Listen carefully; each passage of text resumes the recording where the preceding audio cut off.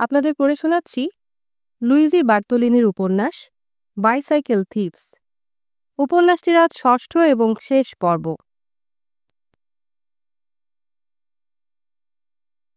স্বামী তাকে ছেড়ে চলে যাওয়ার পর বউটা দুখানা বাড়ি ভাড়া নিয়েছিল।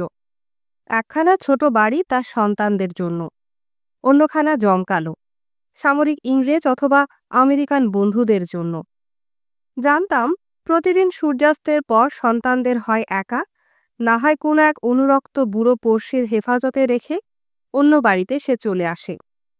নিজের ঘরে আয়নার সামনে দাঁড়িয়ে সে অনেকক্ষণ ধরে প্রসাধন করে, চুল আঁচড়ায়, কেশ সজ্জা করে, নানা ধরনের অন্তর্বাস বাছাই করে এবং পোশাক পরে বোতাম ঘরে জমকালো মখমল ফুল গুজে সে বাড়ি থেকে বেরোতে যায়। তখন তার বাচ্চাগুলো কাঁপতে থাকে।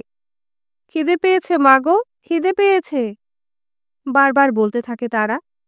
আমাদের খুব খিদে পেয়েছে, আমাদের জন্য আমেরিকানদের কাছ থেকে রুটির টুকরো আনতে ভুলো না যেন। প্রাচীর গর্বিতা জননী তখন জবাবে অনুনয়রত ক্রন্দনরত ওই সন্তানদের গালে চড় কষিয়ে দেয়। তাদের কচি কচি হাত থেকে নিজের ভ্রু আঁকার পেন্সিলটা নির্মমভাবে কেড়ে নেয়, অথবা কেড়ে নেয় সুগন্ধি অধর রঞ্জনীর শিশিটা। তারপর অধর রঞ্জনীর স্পর্শে বিবর্ণ অধরে নরকাগ্নির লালিমা ফুটিয়ে তোলে। যায় ক্যানাডিয়ান ক্লাবে অথবা ফ্রান্সের শুরিখানায়, এবং এমনকি যায় নিগ্রোদের কাছেও। কত না বাছাই করা দেহপাশারিণী ব্যাক্কাসের দেবদাসীকে সদ্য পালিয়ে আসা চাষি মেয়েদের সঙ্গে পাল্লা দিয়ে সিঁড়ি পেরিয়ে পালাৎসা দেল এসেপসিৎসিওনিতে ঢুকতে দেখেছি। আর এসব চাষি মেয়ের ঠিক শিকারির গুলি এড়িয়ে পালিয়ে আসা ভরত পাখির মতন। তাদের সুখের নীড় থেকে এই শহরের ক্লেদাক্ত পরিবেশে তাদের ঠেলে দেয়া হয়েছে। কিছুদিন আগেও অন্যান্য শহরের মতন এ শহরের গণিকাবৃত্তি ছিল সাধারণ ব্যাপার। কিছু সরল পার্থক্য ছিল শুধু। একদিকে পুলিশ যা হোক একখানা আইনের ওড়না ছড়িয়ে রেখেছিল, আর তা করেছিল গোঁড়া ভ্যাটিকানদের সাহায্যে। অন্যদিকে সবকিছু আড়াল করে রাখা হতো ভক্তদের দৃষ্টি থেকে। আর্দিয়াতিন গুহায় যখন উৎপীড়নের জন্য ৩ লক্ষ নিরপরাধ লোক শহীদ হয়েছিল, তখন ভিনদেশি সৈনিকদের অসঙ্গত আচরণের বিরুদ্ধে কোনোরকম ধিক্কার এবং প্রতিবাদ ওঠেনি। ওই উত্তম খ্রিস্টানরা তখন চিৎকার না করে একেবারে নীরব ছিল। লিন্দা যেখানে ব্যবসা চালাচ্ছিল, সেই জঘন্য ছোট্ট বাড়িখানা এর জন্যই সম্পূর্ণ ছেড়ে দেয়া হয়েছিল। একেবারে ঠিক গণিকালয়ের মতো একদল সৈনিক ভেতরে ঢুকছে আর অন্য একদল বেরিয়ে আসছে দেখেই আমি সেটা আন্দাজ করে নিয়েছিলাম। কিন্তু ইংরেজদের গোঁড়ামি এ ব্যাপারে ছিল নিরাপদ। অনর্থক সিঁড়ি বেয়ে ওপরে ওঠা এড়াবার জন্য আমি দোতলায় ধাক্কা মেরে শুধালাম, লিন্দা নামের কাউকে তোমরা জানো কি? যে ছোকরাটা বেরিয়ে এলো তাকে দেখেই বোঝা গেল সে এ কাজের উপযুক্ত। বিপুল ভোজনে সে অভ্যস্ত, এবং তা তার জোটেও। রোমের তামাম ছোকরা, মাস্তান, গুন্ডা, চোর এবং খুনেদের মধ্যে সে যেন হারকিউলিসের মতন বিশাল শক্তির অধিকারী। সে আমার দিকে তাকিয়ে রইল। ভিখিরির মতো এক অমায়িক ভাব ফুটে উঠেছে তার মুখে। কোনো বিপজ্জনক জায়গায় ঢুকলে আমার মুখেও এমন একটা ভাব ফুটে ওঠে। ইতিমধ্যে হয়তো সে আমাকে বাজারের মধ্যে ঘুরে বেড়াতে দেখেছে, অথবা দেখেছে দেলমন্তে পার্কে, কিংবা পোর্তা পোর্তুরিজে। জানি না এর কোনটা ঠিক। যাই হোক, তখনই কেবল এটুকু বুঝতে পারলাম না যে আমার পরিচয় সে জানে। বোধহয় লিন্দা তাকে কোনো চিত্রকর বা লেখকের কথা বলেছে। আমার সম্পর্কে লিন্দা অতিরিক্ত প্রশংসা করেছে। আসলে পুঁচকে বেশ্যা, যারা বুঝতে পারে না সমাজের কত নিচু স্তরে তারা নেমেছে, তাদেরকে যদি সরাসরি বলা হয় যে তারা বেশ্যায় পরিণত হয়েছে, তো অমনি তারা বিস্ময়ে লজ্জায় লাল হয়ে ওঠে। তাদের সাম্প্রতিক সততার সেরা স্মৃতি অমনি তাদের মনে স্পষ্ট হয়ে ওঠে। মনে পড়ে তাদের হাল আমলের বাবুটির কথা, আর সেই বাবুটি যৌনক্রিয়ার পারদর্শিতার জন্য তাকে কত খাতির করে সেসব কথা। ছোকরা বদমাসটাকে বললাম যে আমি লিন্দার সঙ্গে দেখা করতে এসেছি। সরকারি লোকেরা ভুল করে আমার ঠিকানায় তার খাদ্য বরাদ্দের কাগজপত্রগুলো রেখে গেছে, সেগুলো তাকে ফেরত দিতে চাই। তাই শুনে তার দৃষ্টি গেল বদলে। সে আর আমার দিকে বিষণ্ণ কিন্তু কঠিন দৃষ্টিতে তাকাচ্ছে না, বরং আমার দিকে তাকিয়ে হাসল। আর প্রায় বন্ধুর মতো আচরণ করতে লাগল। ইতিমধ্যে স্রেফ অন্তর্বাস পড়া এক ডবকা ছুকরি ছোকরার চৌকো কাঁধপিঠের আড়ালে এসে হাজির হল। উত্তম স্বভাবের কোনো যুবতীর মতো তার দুটো লজ্জানম্র বড় বড় চোখ এবং এখনো গাছ থেকে খসে পড়েনি এমন পাকা আপেলের মতো সতেজ দুটো গাল। আমার মনে হলো যেন গ্রামের একটা চিলে কুঠুরিতে শাড়ি দিয়ে সাজানো পাকা আপেল ভরা তাক। শস্যদানার অ্যামোনিয়াম সালফেটের গন্ধ চাপা পড়েছে পাকা আপেলের তীব্র গন্ধে। অপরিচ্ছন্নতা এবং ঘামের টক একটা গন্ধ বেরোচ্ছে যুবতীর গা থেকে। তার সাথে মিশেছে তৈলাক্ত ডিশ ধোয়া জলের গন্ধ। মিত্রশক্তি সৈনিকদের কাছে পাওয়া টিনজাত মাংস আর মটর খাওয়া ডিশগুলো। বুঝতে পারা গেল এখানে কি চলছিল। মেয়েটি যখন দেখল যে আমি তার ঘরে না ঢুকে ৩ তলায় উঠে যাচ্ছি, তখন সে তার ভুরু দুটো কোঁচকাল। ঠিক যখন ঘণ্টার বোতামটা টিপতে উদ্যত হয়েছি, তখনই দরজাটা খুলে গেল আর এক নিগ্র সৈনিককে দুটি বিশাল চেহারার ফুর্তিবাজ মেয়ে ঘর থেকে ঠেলে বাইরে বার করে দিল। ওদের কেউ লিন্দা নয়। আমি ৪ তলার দিকে এগিয়ে গেলাম। ওখানে দোতলার দৃশ্যই আবার অনুষ্ঠিত হচ্ছে। ৫ তলায় আমার সঙ্গে দেখা হলো অতি মোলায়েম ছোটখাটো চেহারার একটি মেয়ের। এর কথা আমি আগেই বলেছি। মহিমাময়ী মায়ের মতো সে হাত ঘষছিল, আর আমি কাকে খোঁজ করছি তা এক ফাঁকে জেনে নিল। আগে লিন্দা আমার কাজ করত। বেশ চেঁচিয়ে বললাম, যদি লিন্দা এখানে থাকে তবে আমার কথা শুনতে পাবে, এই ছিল আমার উদ্দেশ্য। কিন্তু লিন্দা সেখানে ছিল না। ওখানেই সে থাকে, তবে তখন হয়তো বাইরে বেরিয়েছিল। মহিলার ধারণা ভায়া দেল পানিকো শেষে যে মদের দোকানটা রয়েছে, ওখানেই গেছে সে। আর বেশি কিছু জানাবার প্রয়োজন ছিল না। সিঁড়ি বেয়ে নিচে নামতে লাগলাম।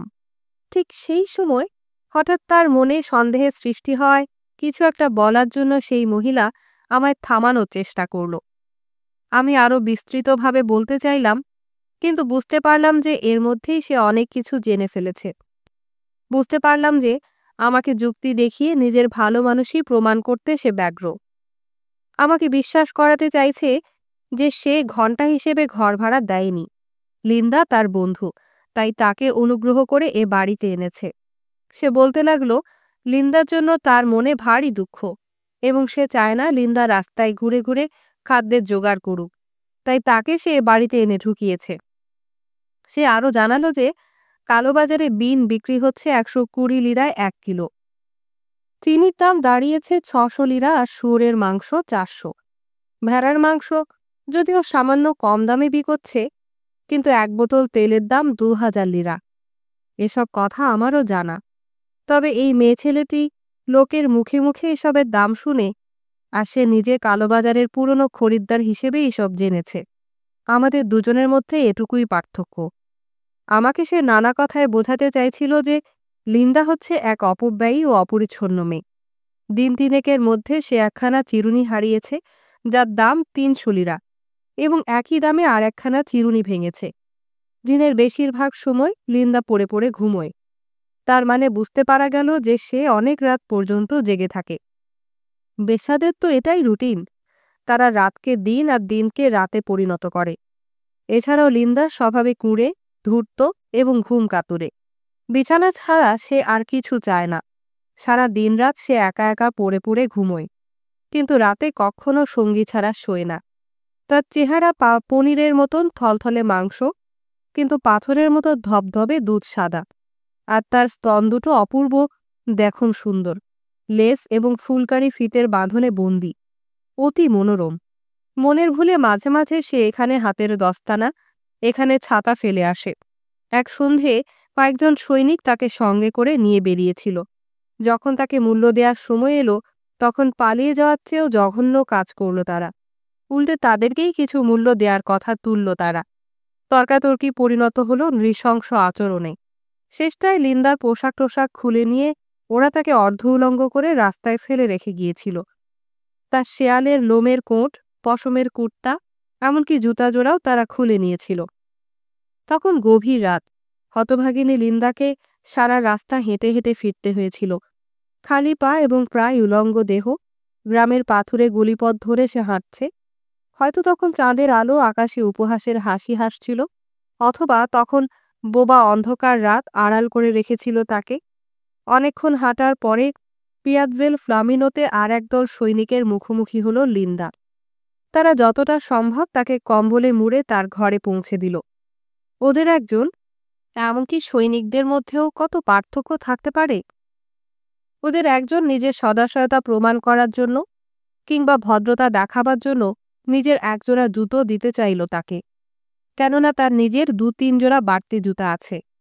কিন্তু লিন্দার পা দুখানা তার মস্তিষ্কের মতোই ছোট, আর শুধু তার পা বা মস্তিষ্ক নয়, বাস্তবে তার শরীরের অন্যান্য প্রত্যেকটা জিনিসই সংকীর্ণ আর ছোট, এমনকি তার হৃদয়ও। বোধহয় সৈনিকটি ইতালীয় বুলি জানত না। প্রশংসার চেয়ে সে বেশি আগ্রহী ছিল চুম্বনে আর সঙ্গমে। সেজন্যেই সেদিন রাতে সে ফ্লোরিন্দার ত্রাণকর্তা সেজেছিল, এবং প্রথমে সে দিনে দিনে হয়ে উঠেছিল লিন্দার এক দারুণ হিংসুক নাগর। যাচ্ছে তাই ভাবে সে ফ্লোরিন্দাকে পেটাত, তার ফর্সা জানুতে বুটের আঘাত হেনে কাঁটার দাগ এঁকে দিত। আবার সেই সঙ্গে বাড়িওয়ালির কাছ থেকে একটা ঘর ভাড়া করে দিয়েছিল তার থাকার জন্যে। এটা স্পষ্ট যে লিন্ডা সেখানে বসে ঈশ্বরের ভজনা করত না। মহিলা আন্দাজ করতে পারিনি ফ্লোরিন্দার হিংসুক নাগর সম্বন্ধে তার কাহিনীর প্রতি আমার কান নেই। একটা ব্যাপারেই কেবল আমার আগ্রহ ছিল, কিন্তু লিন্ডা আপাতত সেখানে নেই। যাই হোক, আরও জনাচারেক ছেনাল বেশ্যা মেয়ে ছিল ওই বাড়িতে। একজন মহিলার মেয়ে আর অন্য একজন তার ছেলের বউ। ছেলেটি নিখোঁজ বলে সরকারিভাবে ঘোষিত, এবং সে কারণে ওদের কাছে সে পরিত্যক্ত।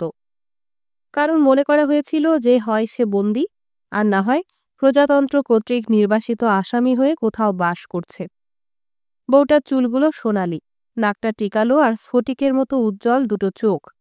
তার স্তন দুটো মনে হচ্ছিল যেন দুধে ঠাসা, আসলে ও দুটো পনিরের মতো কঠিন, সমব্যবধানে বসানো, উদ্ধত, খুবই যৌন উত্তেজক এবং প্রায় অশ্লীল মোহময়।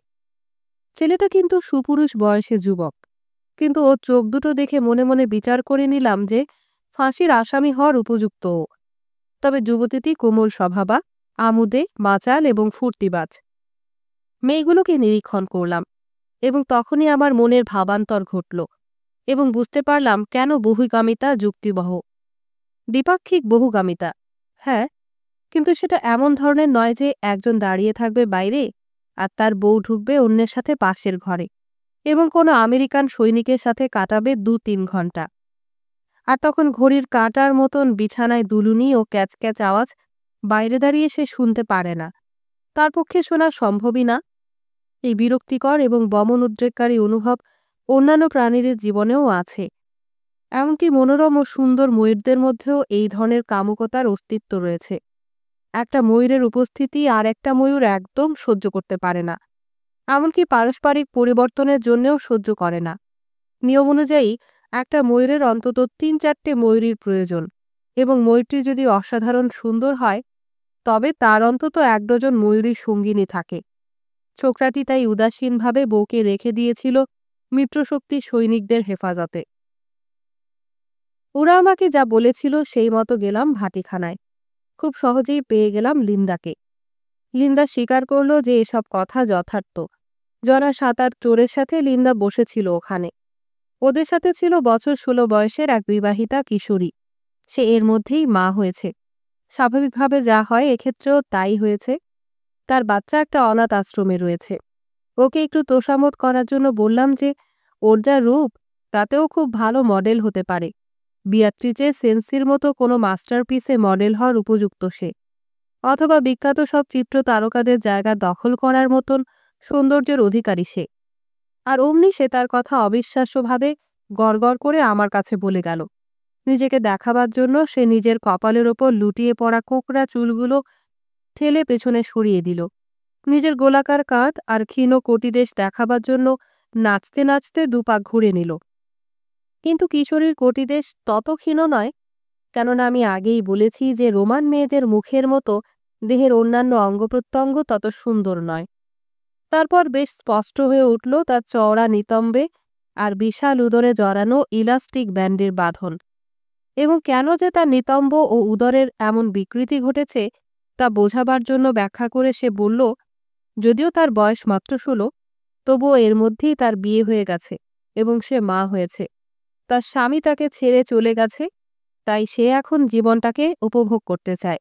বাচ্চাটাকে একটা পরিত্যক্ত শিশুদের হাসপাতালে দান করে দিয়েছে। আর লিন্ডা বাস্তবিক আমাকে দেখে বেশ বিব্রত হয়ে পড়ল এবং এতক্ষণ পরে এমন একটা পরিবেশে তাকে আমি খুঁজে পেয়েছি বলে লজ্জা পেল। ওয়েটার আমাদের 3 গ্লাস কফি রঙের নোংরা জল দিয়েছিল। তাকে বকশিস হিসাবে আমাকে মাত্র 10 লিরা দিতে দেখে সে হয়ে উঠল আরও উদ্ধত এবং কুপিত। সামনের দাঁত দিয়ে পনিরের কেকে কামড় দিচ্ছিল লিন্ডা। তাকে আগেই সাবধান করে দিয়েছি যে এইসব কেকের দাম আমি কিন্তু দেব না। তখন সে হয় হিংসায় অথবা তার যে অর্থের অভাব নেই আমাকে দেখাবার জন্য একই সঙ্গে 2টো কেকে কামড় বসাতে লাগল। এক এক হাতে এক একখানা তুলে সে প্রায় ডজন খানেক খেয়ে ফেলল। খাওয়ার বিল আনলো পরিচারক। সে বিল মেটালো 200 লিরার নোট দিয়ে। ব্যাপারটা রীতি ঘটল ওখানেই। ও যখন ওর টাকার থলিটা খুলছিল তখনই নজরে পড়ল তাতে অজস্র নানা রঙের নোট ঠাসা রয়েছে। অন্য সময় যখন আমি আমার একখানা ছবি 10,000 লিরায় বেচতাম এবং আমার একখানা পেন্সিল স্কেচের দাম ছিল 500 লিরা, তখন আমি এত অর্থ রোজগার করতে পারতাম না। ওর থলিতে ছিল সব রকম রঙের, মাপের আর দামের নোট। ছিল আফ্রিকায় গোলাপি 500 লিরা এবং ইতালির 500 আর 1000 লিরার একগাদা নোট। প্রায় 100 খানেক নোটই ছিল ওর থলিতে। কতগুলো আচারের প্যাকেটের মতন জড়ানো আর বাকিগুলো ছেঁড়া ন্যাকড়ার মতো তালগোল পাকানো। আমি এখন কি করব? এই যে নবীনা মহারানী, আমার বাড়ির প্রাক্তন ঝি, আমি সাধারণ একটা হোটেলে ঝোল খাওয়ার জন্য গিয়েছিলাম বলে সে বিরক্ত হয়ে আমাকে ছেড়ে চলে গিয়েছিল। তাতে কি অভিনন্দন জানাবো? অভিনন্দন জানানোর কোনো কারণ নেই, আর আমি সেজন্যে আসিও নি এখানে। এই ভাটিখানা আমাকে অন্য আর একদিনের কথা স্মরণ করিয়ে দিল। সেদিন ঠিক এই দরজা দিয়ে বেরিয়েই চোরগুলো আমাকে শাসিয়েছিল আর আমার নাকের সামনে ঘুষি উঁচিয়ে আমার নাক ভেঙে দেবে বলে ভয় দেখিয়েছিল। প্রথমটা আমি ভয় পেয়েছিলাম, কেননা এখানে এই ভাটিখানায় যারা হাজির রয়েছে তারাই হয়তো একদিন আমায় মারধর করেছিল বলে মনে হয়েছিল। সৌভাগ্য তারা আজ কেউ ছিল না। পাপ্পা আর তার স্যাঙ্গাতটাও ছিল না ওখানে। আমার মনে দৃঢ় বিশ্বাস জন্মালো যে আমি যদি লিন্দার মূল্য দেই তাহলে আমার সাইকেলখানার হদিশ পাওয়ার জন্য ওকে ভাড় দিয়ে আমি নিশ্চিন্ত হতে পারি। লিন্দার সদিচ্ছা লাভ করার প্রশ্নটা জড়িয়ে রয়েছে আমার সুআচরণের ওপর। আমার মা, দিদিমা, আমার বোন মারিয়া এবং আমার জীবনের আশীর্বাদ অনিতা ছাড়া এদের মতো যেসব ইতর মেয়ের সংস্পর্শে আমি এসেছি, দেখেছি এদের মধ্যেও রয়েছে একটা বদমতলবী উদ্দেশ্য। এমনকি অভিজাত মেয়েদের মধ্যেও রয়েছে এই একই মনোবৃত্তি। মৌমাছি যেমন ফুলের দিকে, দ্রাক্ষা ক্ষেতের মালিক যেমন আঙ্গুরের দিকে এগিয়ে যায়, ওরাও তেমনিভাবে পুরুষের দিকে এগিয়ে যায়। মালিক যেমন টিপে টিপে দেখে আঙ্গুরটা তৈরি হয়েছে কিনা, মেয়েগুলো তেমনি পরখ করে দেখে পুরুষটাকে ছিন্ন ভিন্ন করে লুট করা যাবে কিনা।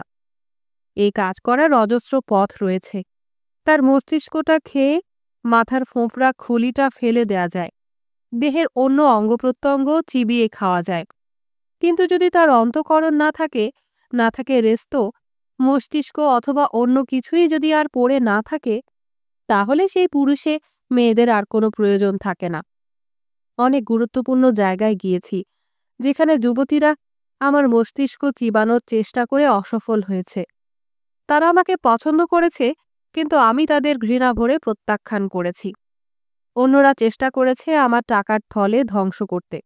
আমাকে ব্ল্যাকমেইল করে কিছুটা হলেও কখনো সম্পূর্ণ সফল হতে পারিনি, কেননা বেশ্যাদের জীবনপথে আমি কমই হেঁটেছি। বিরক্তিকর, লোলুপ, ঠকবাজ মনোরমা ওটেরও কখনো আমার কাছ থেকে গিনির মালা অথবা 15টা লিরা আদায় করতে পারেনি। অবশ্য কোনো বেশ্যাকে যে অর্থ আমি দিয়েছি তা কোনো দিনই 15 লিরার বেশি নয়। আর আমার নিজের হৃদয় তা সম্পূর্ণ চিবিয়ে খেয়েছে আনা স্টিকলার, কারণ সে একটা শয়তানি। অথচ এক রাতে সে যেমনভাবে আমার বাড়ি থেকে দোতলা জানলা দিয়ে গলে পালিয়ে গিয়েছিল সেনাবাহিনীর শিবিরে। আনা কিন্তু অনিতা নয়, এবং বাস্তবিক অনিতা ছাড়া আমি কোনোদিন কোনো যুবতীকে ভালোবাসিনি।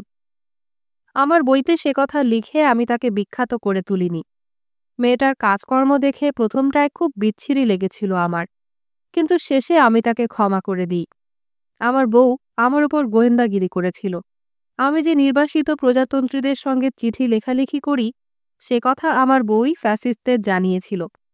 তার ফলে আমাকে যেতে হয়েছিল কারাগারে। আর এই কারণেই আমি আইন মোতাবেক বউয়ের কাছ থেকে আলাদা থাকার অনুমতি পেয়েছিলাম। আমার আশীর্বাদ, আমাতে অনুরক্তা অনিতা তাই এখন আমার সঙ্গিনী। প্রতিভাধর পুরুষকে সহ্য করা এবং তাকে শ্রদ্ধা করা মেয়েদের পক্ষে সত্যিই কষ্টকর। সাধারণ মেয়েরা প্রতিভাবান পুরুষকে শ্রদ্ধাভক্তি করতে অক্ষম। সাধারণ পুরুষদের অবস্থাও ঠিক একই রকম। আমাদের মতো শিল্পী এবং লেখকরা কষ্টকর জীবন কাটাবার পর বুঝতে পারি যে সংসারের সবকিছুই শূন্য। আমাদের কাজের পুরস্কার কি? অনুরক্তা অনিতার চেয়ে যাজকিনীদের সঙ্গে সাক্ষাৎকার ঢের ভালো। আর্কাডিয়ার অস্তিত্ব এই কারণেই। সত্যিকারের আর্কাডিয়ান তারাই যৌবনে আমার মতো আচরণ করে, যারা পুরুষত্বহীন, যারা শৃঙ্খলিত, যারা তকমাভূষিত, যারা বিদ্যুৎ সমাজের সভ্য, যারা বৃদ্ধ, যারা বাতিগ্রস্ত, যারা পরাশীয় জঙ্গলের বাসিন্দা। তারা নয়, অথচ যারা আমার মতো, তারা জানে না যে তারাই সত্যিকারের আর্কাডিয়ান। আর সেজন্যই ভার্জিল এবং হোরেসকে এত পছন্দ করি আমি।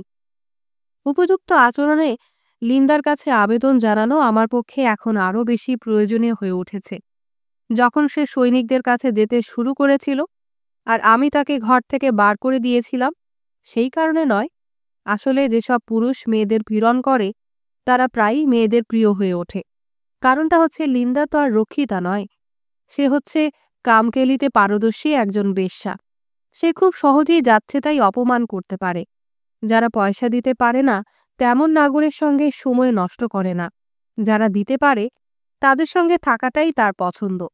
প্রাত্যহিক কতগুলো প্রয়োজন তার আছে এবং তার জন্য প্রতিদিন তাকে কিছু না কিছু রোজগার করতেই হবে। এজন্যই এ জাতীয় মেয়েরা পুরুষদের মতো কেবল নিজের স্বার্থে কাজ করে এবং তাই তাদের নিচুতলার সাংঘাতিক কিছু কিছু বন্ধু রয়েছে। আবার এমন কিছু বন্ধু আছে যারা তেমন খারাপ নয়। বন্ধুত্বের কোনো অস্তিত্ব আমাদের মধ্যে আর নেই। আমি বন্ধুত্ব পাতাতে চেষ্টা করেছিলাম, কিন্তু সে জেদ ধরত তার সব কিছুর জন্য আমি যেন তার প্রশংসা করি, অন্তত দিনে 3 বার। শুধু তাই নয়, সে চাইতো আমি তার কথা প্রত্যেককে বলে বেড়াই। সবচেয়ে আগে সে আমার কাছেই আসতো তার টুপি হাতে নিয়ে। তখন তার আচরণে যথেষ্ট ভদ্রতা প্রকাশ পেত। সে আমার দুর্বলতা নিরীক্ষণ করত। আমার বিশ্বাস যে তার ধ্যান করার যথেষ্ট ক্ষমতা আছে। আমার বইতে সে তোমার ধ্যান ধারণার কথা পড়েছে, সেগুলোই সে বকবক করে আমার কাছে উড়ে দেবে। কাজেই একেবারে শুরু থেকে সে আমার বিরক্তি উৎপাদন করে আসছে। এই রোম শহরেই আমার কিন্তু জনাদশেক বুদ্ধিমান বন্ধু আছে, যারা এসব নিয়মের ব্যতিক্রম। তারপর যদি সে দেখে যে তুমি সংসারের সকলের বিরুদ্ধে দাঁড়িয়েছ, তুমি সেই লোক যাকে সবাই ভয় করে এবং এড়িয়ে চলে, তুমি সেই ধরনের লোক যে মনে করে অপ্রিয় সত্য কথা বলা তার প্রাথমিক কর্তব্য, সে অন্যের আগেই সবকিছু দেখতে ও বুঝতে পায়। তুমি এমন একজন মানুষ যে তরি ডুববার সম্ভাবনা সত্ত্বেও শুধু বিক্ষুব্ধ সমুদ্রেই তরি ভাসায়, পাল তুলে দেয়। তাহলে অচিরে সেই নকল বন্ধু তোমার সাহচর্য পরিত্যাগ করবে। একবার একজনের সঙ্গে আমার পরিচয় হয়েছিল। সে তার পাণ্ডুলিপি পড়ার জন্য আমাকে বিরক্ত করত। অহরহ লেগে থাকত আমার সঙ্গে। যেখানেই যেতাম দেখতে পেতাম তাকে। আমার নিজস্ব কোনো সময় তালিকা ছিল না। কোথায় এবং কখন বসে লিখব তারও ঠিক ঠিকানা ছিল না, কিন্তু তার ছিল। সে বুঝতে পারত সেটা 1928 সাল।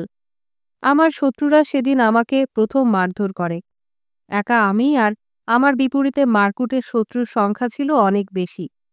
সে সঙ্গে সঙ্গে আমাকে ছেড়ে সেন্ট পিটারের ভূমিকা নিল। সে সেদিন এমন একটা ভান করল যেন আমাকে চেনেই না। ক্ষতবিক্ষত দেহে 27 দিন ধরে আমাকে হাসপাতালের বিছানায় পড়ে থাকতে হয়েছিল। রাত্রির 3য় প্রহরকে সে বেছে নিয়েছিল আমাকে চলচ্চিত্রের জন্য লেখা তার গল্পের শেষাংশটুকু পড়ে শোনাবার জন্য এবং ওই পাণ্ডুলিপিটি পড়ে সংশোধন করে দেবার জন্য আর দৃশ্যপটের বাড়াবাড়িগুলোকে শুধরে দেওয়ার জন্য।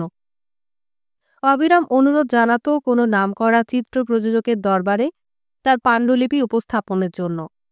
সে আমাকে ধরেছিল এবং বলেছিল যাতে পাণ্ডুলিপিটা গৃহীত হয় তার ব্যবস্থা করতে। সে নিজে সশরীরে আসত না, পাঠাতো একজন দূতকে। পরে সবাই যখন আমাকে ছেড়ে চলে গেল, তাকে জানালাম যে তার সাহায্য আমার প্রয়োজন, কারণ কর্পোদক শূন্য অবস্থা তখন আমার। নিজের অবস্থা স্পষ্টভাবে বললাম তাকে।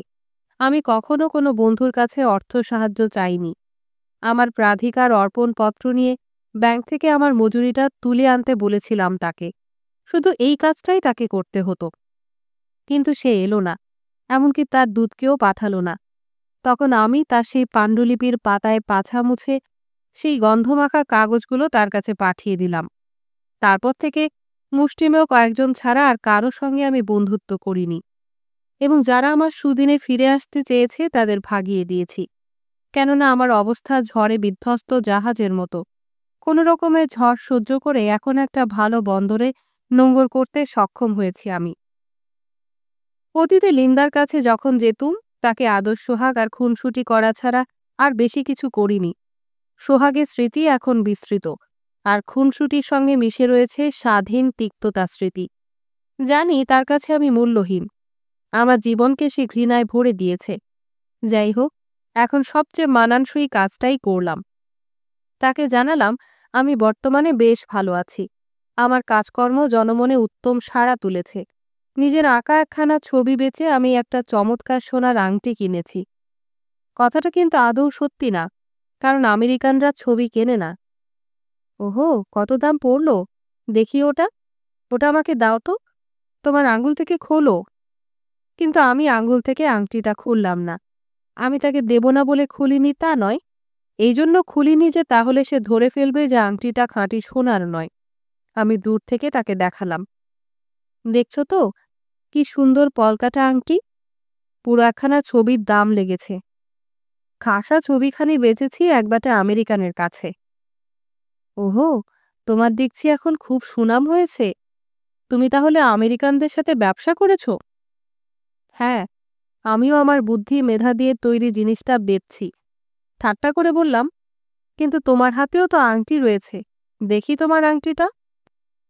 আমারটা? দারুণ দামি আমার আংটিটা। কানাডার এক পাড় মাতাল সৈনিক কাল রাতে বিছানায় আমাকে এটা দিয়েছে। দূর, বাজি ফেলে বলছি ওটা সোনার না। কি, খাঁটি নয়? লিন্দা সজোরে মাথা নাড়ল। আমি যেন একখানা ছোরা বার করেছি এমনিভাবে সে দুপা পিছিয়ে গেল এবং অনিচ্ছার সঙ্গে হাত দিয়ে আংটিটা ঢাকল। তারপর ভুরু কুঁচকে সে আত্মরক্ষা করল। তার চোখ দুটো বিপদের সময় দুখণ্ড উজ্জ্বল হীরের মতো জ্বলতে থাকে। এখন তেমনি জ্বলন্ত চোখে সে আংটিটার দিকে তাকিয়ে রইল। কানাডার সৈনিকটা তাকে বোকা বানিয়েছে, বাস্তবিক এই সন্দেহ এখন তার মন জুড়ে বসেছে। শেষে লিন্দা নরম গলায় বলল, অবাক হয়ে ভাবছি সে কি ইচ্ছে করে ঠকিয়েছে আমাকে। অবশ্য সে তখন বেহেট মাতাল অবস্থায় ছিল। যেন সে বলতে চাইছে, হতে পারে, কেননা মাতালরা মিথ্যে বলে। কিন্তু বুদ্ধুরা তো বলে ভিন্ন কথা। মদ মাতালকে এমন অবস্থায় বদলে দেয় যে সে আর মিথ্যে কথাও বলতে পারে না। মদ মানুষের মগজ সাফ করে না, তার মধ্যেকার সদয় সহজাত প্রবৃত্তিকে জাগিয়ে তোলে না। সাধারণ মানুষের মধ্যে যেসব প্রবৃত্তি আছে তার মধ্যে সবচেয়ে যা বিপজ্জনক, সেই বিশ্বাসঘাতকতার ইচ্ছে সৃষ্টি করে মনে। সে যা চিন্তা করে তাই তাকে বলতে বাধ্য করে। এসবের অর্থ তবে কি সাধারণ প্রবৃত্তির বিরোধী নয়? কিন্তু মানব চিন্তার ধারা অনুসন্ধান করার জন্য প্রয়োজন খালি কয়েক গ্লাস মদ। সবচেয়ে জঘন্য অবস্থা হয় তখন, যখন বুদ্ধিশূন্য মস্তিষ্ক মদের ধোঁয়ায় আচ্ছন্ন হয়ে যায়। আরও মদ, কুআচরণ বা সুআচরণ কিংবা জ্ঞানাঞ্জন শলাকা কোনো কিছুই আর সত্যকে আবরণমুক্ত করতে পারে না। যেহেতু সব মানব মস্তিষ্কই শূন্য, যদিও মস্তিষ্কে ভরা থাকে স্মৃতি এবং তীব্র বিদ্বেষ ও ঘৃণা, তাই মানুষের আত্মায়, তার হৃদয়ে অথবা তার মগজে সত্য কথার অস্তিত্ব নেই। কেননা মানুষ পরিপূর্ণ চিন্তাভাবনা করে না, করে অর্ধচিন্তা, বলে অর্ধ কথা। তাই সে কথা প্রকাশ করার জন্য মানুষকে বাধ্য করার সময় নষ্ট ছাড়া আর কিছুই নয়, কারণ তাদের মূর্খতার জন্য তারা নিজেরাই নিজেদেরকে প্রতারক বলে। কানাডার সৈনিকটার এক ধরনের চালাকি ছিল। তাতে ঠিক বুদ্ধি বলা চলে না। বুদ্ধি হচ্ছে সহৃদয়তা, ভদ্রতা। বুদ্ধি হলো এক ধরনের আলো, যে আলোর ঝলক মাঝে মাঝে চেতনার অন্ধকার রাতকে দ্যুতিময় করে তোলে। আর চালাকি হচ্ছে শুয়োরের চর্বি জাতীয় এক ধরনের তেল, যা জননঙ্গকে তৈলাক্ত করে তোলে। এ হলো সেই ধরনের কূট আহম্মক, যা চরম অবস্থায় গেলে মনে হয় স্ববিরোধী। তার আসল চেহারা ঢাকা থাকে। কানাডার সেই সৈনিকটা ছিল ধূর্ত। সে যতটা মাতাল হয়েছিল তার চেয়েও বেশি মাতাল হওয়ার ভান করে লিন্দার দেহ ভোগের পর যথার্থ মূল্য দেওয়ার বদলে তাকে দিয়ে গিয়েছিল এই মূল্যহীন আংটিটা। আংটিটা খাঁটি সোনার নয়, গিল্টি করা, একেবারে বাজে জালি মাল। আংটিটার ওজন অনুমান করে এবং তাতে লাগানো সাদা স্ফটিকের মতন একখানা পাথর দেখে স্পষ্ট বোঝা যাচ্ছে যে ওটা নকল। জলের মধ্যে কয়েক ফোঁটা হুইস্কি ফেললে যেমন রং হয়, আসল স্ফটিকের রং হচ্ছে তেমনই। নকল স্ফটিকের রং কৃত্রিমভাবে বানানো হয়। খাঁটি সোনা আর নকল সোনা চেনবার সহজ পদ্ধতি হচ্ছে তার ওপর একটা আঁচড় কাটা। তাছাড়া প্রথামাফিক দোকানির ছাপ থাকে তার ওপর। সাদা অথবা লাল কিংবা অন্য কোনো রঙের দাগ দেয়া কালো স্ফটিকের গুণ সম্বন্ধে আমার বক্তৃতা লিন্দাকে অভিভূত করল। আমার মনের ইচ্ছেও ছিল তাই, কেননা এই ১৫ বছরের বালকও জানে যে সোনাদানার প্রতি সাংঘাতিক লোভ যে কোনো বেশ্যার থাকবেই, তা খাঁটি বা নকল যাই হোক না কেন। সাধারণ নিয়মে গণিকারা তাদের নেত্রীর পদাঙ্ক অনুসরণ করে। সুন্দরী ওতেরও যখন নাচত তখন তার রঙে থাকত নকল হিরে জহরতের গয়না, আঙুলে পড়ত জাল গিল্টির আংটি, বাড়িতে রেখে আসত আসল হিরে জহরতগুলো। তার মধ্যে ছিল সম্রাজ্ঞী ইউজেনির কণ্ঠহার। অন্তত ২ জন রানী এই সুন্দরী বুদ্ধিমতী গণিকার জন্য তাদের সম্পূর্ণ রানিত্ব হারিয়েছিল। ২ জন পাহারাওয়ালা তার বাড়িতে সবসময় হিরে জহরত পাহারা দিত। লিন্দা বলছিল, এটা কি সম্ভব? দেখো, তুমি এসে সবসময় আমাকে এলোমেলো করে দাও। তুমি একটা শয়তান। সব জায়গায় তুমি যাও, থাকো। কেন তুমি আমার এখানে আসো? তুমি কেন আমাকে সন্দেহগ্রস্ত করে তোলো? গতকাল রাতে একজন কানাডীয়, না না, এক সিসিলীয় সৈনিকের কাছ থেকে সুন্দর একটা আংটি পেয়েছি। না, ২ জন সৈনিক ছিল। জানি না ওদের মধ্যে কার কাছ থেকে আমি আংটিটা নেয়ার জন্য আমার পাশে তাকে শুতে দিয়েছিলাম। দেখো, এখনই আমি তোমায় সবকিছু বুঝিয়ে দিচ্ছি, জবাব দিলাম। আংটিটা খোলো, আমাকে পরখ করতে দাও ওটা সোনার কিনা। দেওয়ালের গায়ে ঘষে দেখি। বন্ধুর সামনে লিন্দা যদি আমাকে চুপ করে থাকতে অনুরোধ না করত, তাহলে আমি হয়তো মূল্যবান পাথর এবং খাঁটি সোনা সম্বন্ধে বক্তৃতা দিয়েই যেতাম। চলো, ভাটিখানার বাইরে গিয়ে এটা আমরা পরখ করি। লিন্দা আমার কানে কানে বলল। ঠিক এটাই আমি চাইছিলাম একা ওর সঙ্গে কথা বলতে। বন্ধুকে এক মুহূর্ত অপেক্ষা করতে বলে সে আমার সঙ্গে বাইরে বেরিয়ে এলো। এখন যেমন আমেরিকানরা বলে এবং আগে জার্মানরা বলতো, ঠিক তেমনি ঢঙে লিন্দা ও মুহূর্ত শব্দটা একটা শৌখিন শব্দ করে তুলেছিল। ঠিক সেই একই সুরে, একই রকম ক্ষুধিত অবস্থায় আমেরিকানরা ওই শব্দটা আওড়াচ্ছে। এক মুহূর্ত অপেক্ষা করো ইতালীয় হতভাগ্য নরনারীগণ, কাঁদবার মতো অশ্রু তোমাদের চোখে আর থাকবে না। এই কুণ্ডয়নের বিষয় ছেড়ে আবার ফিরে যাওয়া যাক লিন্দার ব্যাপারে। তাকে একপাশে সরিয়ে নিয়ে নরম গলায় বললাম যে সে ওই চোরেদের সাথে আমার দেখা করিয়ে দিক, যাতে পুরো দাম দিয়ে কেনা অ্যালুমিনিয়ামের সাইকেলটা আমি উদ্ধার করতে পারি। লিন্দার কাছে আমার বলতে লজ্জা করছিল যে তারই স্যাঙ্গাত, যারা এই ভাটিখানায় প্রায়ই আসে, সেই সব চোরেরা আমার সাইকেলখানা ছিনতাই করেছে। এতদিন পর্যন্ত আমার ঘটে যে কিছু বুদ্ধি আছে তা সে বিশ্বাস করত। তার ধারণা ছিল আমি তার চেয়ে বেশি বুদ্ধিমান, অথচ একই সময়ে বিপদ আপদ এড়াবার জন্য কেমন সরল মন ও শান্ত দৃষ্টিতে তাকাতে পারি। আমার ধারণা, মানুষ হিসেবে তো বটেই, এমনকি কবি হিসাবেও আমাকে পছন্দ করার সম্ভাবনা একেবারে সীমিত। কম বেশি প্রত্যেকেই আমাকে ধাক্কা মারছে। কেবল ধাক্কা মারছে বা ফাঁসি মঞ্চের দিকেই নিয়ে যাচ্ছে না, নিয়ে যাচ্ছে একেবারে ধ্বংসের দিকে, বিনাশের পথে। এমনকি বাস্তবে অস্তিত্ব থাকলেও সেন্ট লরেন্সের মতো এই দেহ ধীরে ধীরে ক্ষয়প্রাপ্ত হচ্ছে। জানি না তার ঘাতকরা সবাই শিক্ষিত, শিল্পী বা নকলবিশ ছিল কিনা, নাকি ছিল সেই ৮,০০০ লোকের মতো যারা অর্থ সম্পদ, আইনের রক্ষাকবচ, অভাবিত মূল্য, বিশ্ববিদ্যালয়ের সম্মান ইত্যাদি লাভ করেছিল। আর এসব তাদের দিয়েছিল পাভলিনি কিংবা বোতাই, অথবা তারা ছিল আমার বিরুদ্ধচারীর মতো, যারা সবাই রাজনীতির লোক বা বদমাশ, যাদের মনে ভয় আমি তাদের স্থান দখল করে নেব, তাদের ভয় আমি জনতার উপর প্রভাব বিস্তার করে ফেলব। শিক্ষিত লোকেদের কথা বলতে গেলে বলতে পারি দুটো কারণে তারা আমাকে ভয় করে। প্রথমত, আমি তাদের ছোট ছোট কপটতাগুলো প্রকাশ করে দিই, বিফল করে দিই তাদের যাজক সুলভ ষড়যন্ত্র। দ্বিতীয়ত, আমার প্রতিভা। প্রতিষ্ঠিত শিল্পীরাও স্বীকার করেছে যে আমার স্কেচের হাত খুবই ভালো। আসলে এটা আমার কাছে খুব অর্থবহ, কেননা দৃষ্টান্তস্বরূপ আন্তোনিও পুল্লাউয়েলোর ছবির চেয়ে তার ভাস্কর্যের দিকে আমার বেশি আগ্রহ। গোইয়ার ছবির চেয়ে তার রেখাচিত্র অথবা খোদাইয়ের কাজ বেশি পছন্দ করি। যেমন রেমব্রান্টের জলরঙের চেয়ে বেশি পছন্দ করি তার তেল রঙের ছবি, আর শিল্পী মিলের ছবির চেয়ে 10 গুণ বেশি ভালোবাসি তার রেখাচিত্র। অজস্র শিল্পী, বিশেষ করে রাফায়েল সম্বন্ধে এ কথা সত্য। কিন্তু এমন ধরনের চিন্তাধারার অস্তিত্ব রয়েছে কেবল বোদলেয়ার আর আমার মনে, আর কেউ এর অংশীদার নয়। বেশিরভাগ মানুষ চায় বিশাল বিশাল ছবি। শিল্পীরা সবসময় প্রশংসা করেছে আমার স্কেচের, কিন্তু কখনো আমার ছবির প্রশংসা করেনি। এর কারণ বড় হাস্যকর, তারা নিজেরা রেখাচিত্র আঁকে না, তাই এক্ষেত্রে আমার সাফল্যকে তারা একটুও ভয় করে না। কিন্তু চিত্রশিল্পী হিসেবে আমাকে যে ব্যক্তিগত কালেক্টরদের কাছে খুবই প্রিয়, বিপজ্জনক বলে ভয় করে। এসব কথা মন থেকে সরিয়ে রাখি। সংসারে এসব স্বাভাবিক ঘটনা। বহু শিবিরে আমার মতো মানুষের অজস্র শত্রু রয়েছে। এইসব শত্রুরা যদি একজোট হয়, সেই ভার আমার কাঁধে যন্ত্রণাদায়ক বোঝা হয়ে চেপে বসে। তাই কারাভাজ্জি ও বেনেভেনিতো সেলিনি যেমন করেছিলেন, তেমনিভাবে বিরোধীদের আঘাত এনে অথবা তাদের সঙ্গ পরিত্যাগ করে এই পথ আমাকে পছন্দ করতে হয়। কিন্তু আমার ইচ্ছে ওদের ঘুষির আঘাত এড়িয়ে যতগুলো পারা যায় ওদেরকেই ঘুষি মারা, ওদের রীতিমতো বিরক্ত করে তোলা। আমার লক্ষ্য হচ্ছে প্রয়োজনীয় বিতরণকে কার্যকর করে তোলা। ইতালির বিভিন্ন ছোট ছোট পত্রিকার ৩য় পৃষ্ঠার কিছু আহাম্মক সম্পাদককে বিতরণ করা এখনই প্রয়োজন।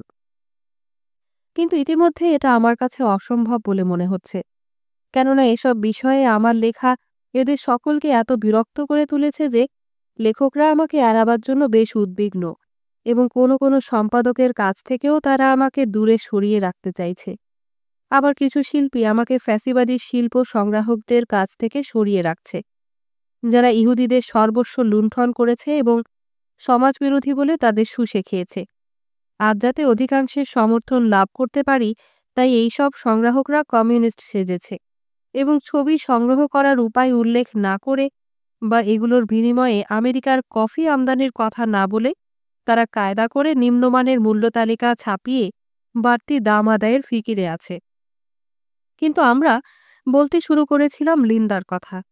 সে প্রায়ই তখন আমার স্টুডিওতে আসা যাওয়া করত। বাঁচার সংগ্রাম এবং চারপাশের জগৎ সম্পর্কে আমার উদ্বিগ্নতা সম্পর্কে সে সচেতন ছিল। টেলিফোনেই আমার আলাপ শুনে সে বুঝেছিল আমি এমন একজন মানুষ যার অনেক শত্রু আছে। সহজাত বুদ্ধি দিয়ে সে বুঝতে পেরেছিল অবস্থা খারাপ হয়ে পড়তে শুরু করলেও সেই লোকই হচ্ছে সত্যিকারের ক্ষমতাবান, যার অজস্র শত্রু আছে। আমার সরল জীবনযাপন প্রণালী ও তৈলমর্দনের প্রতি অনীহা দেখে তার মনে বিশ্বাস জন্মেছিল যে নীতিকাহিনীর ঘুঘু আর সাপের মতো আমি দিলখোলা ও ধূর্ত। এটাই হচ্ছে আমার জীবনের বিশিষ্ট পরিচয়। একসময় আমার সম্বন্ধে তার ধারণা ছিল যে আমি খুব চতুর এবং তৎপর। তাই আমার কুকুর লিপ যখন অপহৃত হয়েছিল, অথবা আমার দ্বিতীয় বা তৃতীয় সাইকেলটা ছিনতাই হয়েছিল, তখনও রোমের চোরেরা আমাকে হারাতে পারেনি। কিন্তু হায়, আজ আমার সম্বন্ধে তার ধারণা বদলাবার প্রয়োজন হচ্ছে, কারণ অবস্থা বিপাকে সে আজ আমাকে নেহাত সাধারণ মনে করছে। নিজেকে এই মুহূর্তে আমি সেই শ্রেণীর লোকেদের সমগোত্রীয় বলে মনে করছি যারা নিজেদের সাইকেল চুরি করার সুযোগ দেয় এবং জানেও না কোথায় গেলে সেই সাইকেলটার হদিশ পাওয়া যাবে। যাই হোক, সাহসে বুক বাঁধলাম।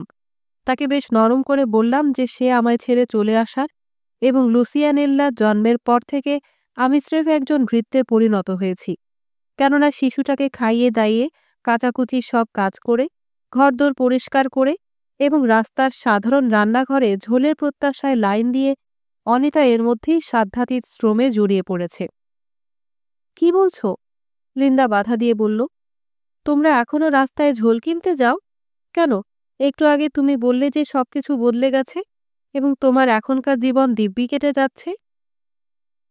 তোমার প্রাক্তন মনিবের অবস্থা যে দিন দিন জঘন্য থেকে জঘন্যতর হচ্ছে।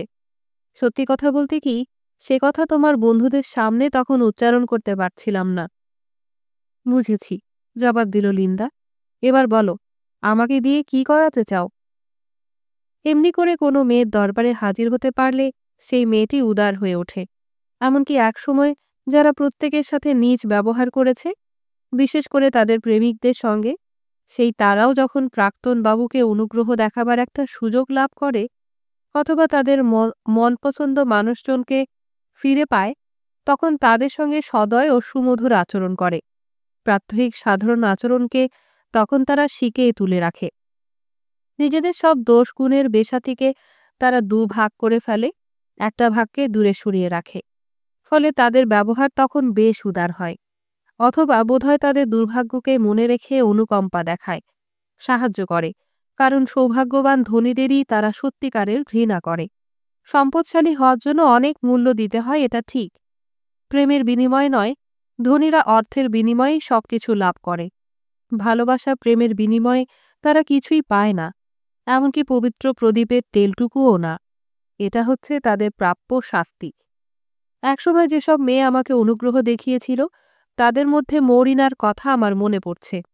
আমাদের সময় যখন প্রতিকূল যাচ্ছিল, তখন সে আমাদের দুটুকরো রুটি দিত। জার্মানদের সঙ্গে সে ঘুরত, কিন্তু ফিরে আসত কয়েক টুকরো রুটি হাতে নিয়ে। নিজের জন্য বলতে গেলে সে প্রায় কিছুই রাখত না। মনে পড়ছে, একবার রোম ছেড়ে জার্মানরা যখন চলে গেছে, তখন আমি একবার ম্যাডোলা দেল রিপোসোর দিকে গিয়েছিলাম। বিখ্যাত গির্জা সেন্ট ওনোফ্রিও থেকে জায়গাটা খুব দূরে নয়। এখানেই রয়েছে আমার প্রিয় তাসোর সমাধি। জার্মানদের বোমায় ক্ষতবিক্ষত রেলপথের দুপাশে কুলে ভরা কাঠবাদাম গাছের সারির নিচে প্রদোষের আলোয় ভ্রমণ বড় আনন্দের। বিশাল সেতু বরাবর উন্মুক্ত প্রান্তর এবং ভ্যালি দ্য ইনফার্নোর জলাভূমি বড় রমণীয়। পরিত্যক্ত শিবিরের মধ্যে খাদ্যদ্রব্যের গোপন ভাণ্ডারে সে এক বাক্স শুকনো আলু পেয়েছিল। কেউ সেই বাক্সে হাতও দেয়নি। মহানন্দে আমরা নিজেদের জন্য সেই আলুর কিছুটা দিয়ে এসেছিলাম। বাড়ি ফিরে আসার পর মরিনা আলুর সবটাই আমাকে দিয়ে দিতে চেয়েছিল। সুতরাং বেশ্যাদের সম্পর্কে কিছু বলতে গেলে একাধিকবার চিন্তা করতে হবে। তারাও তো ঈশ্বরসৃষ্ট জীব।